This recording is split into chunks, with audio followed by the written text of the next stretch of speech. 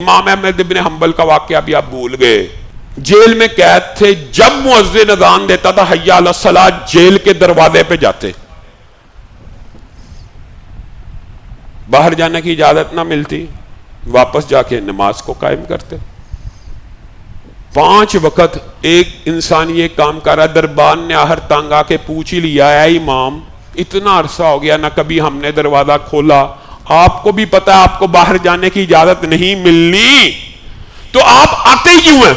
کہا جب مؤذن حی علی الصلاۃ پکارے تو میرے پہ واجب ہے میں اس کا جواب دوں، تیرے پہ واجب ہے جو تو کر رہا ہے، میرے پہ واجب ہے جو میں کر رہا ہوں، جب تک زندہ رہوں گا اس آواز کا، اس ندا کا جواب دیتا رہوں گا۔ حضرت عمر کے ایک ساتھی تھے، غالباً ان کا نام سلمان بن ابی خاصمہ تھا، شاید یہی نام تھا۔ وہ ایک دن نماز فجر میں حاضر نہ ہوئے، حضرت عمر کو بڑا غصہ آیا، دوست پکا دیندار فجر میں غیر حاضر۔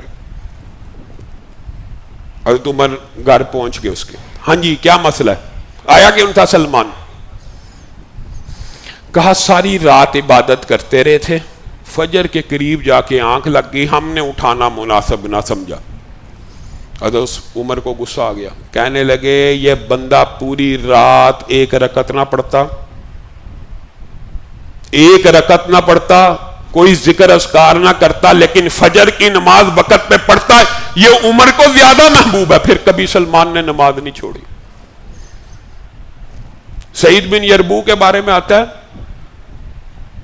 نبینا ہو گئے، حضرت عمر ان کی عیادت کے لیے گئے اور کہا آنکھوں کی بینائی جاتی رہی ہے، لیکن میری ایک بات یاد رکھیے گا، جس بندے کی نماز نہیں اس کا اسلام کے ساتھ کوئی تعلق نہیں، جس بندے کی نماز نہیں اس کا دین کے ساتھ کوئی تعلق نہیں۔ سعید جلیل القدر، اے عمر آپ کیا باتیں کرتے ہیں؟ میں اندھا ہوں، میں نبینا ہوں، میں آپ مسجد میں نہیں آ سکتا، بوڑھا ہو گیا ہوں۔